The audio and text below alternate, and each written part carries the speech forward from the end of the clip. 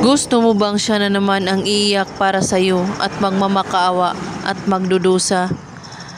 Gawin mo ito sa kanya para magmamakaawa siyang umiiyak sa iyo.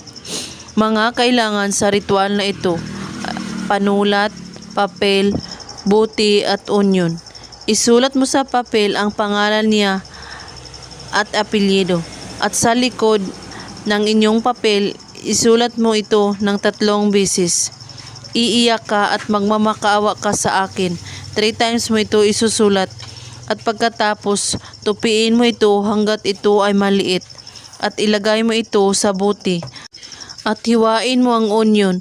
At ilagay mo rin ito sa buti na may papel.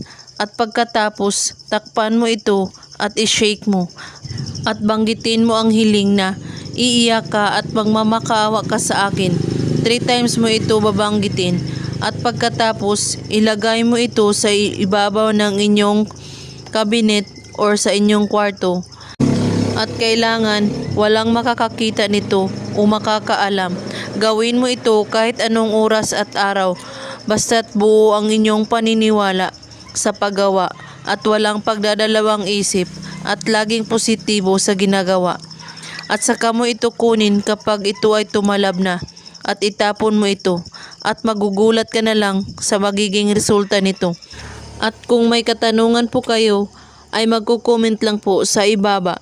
Maraming salamat sa panunood. May God bless us all.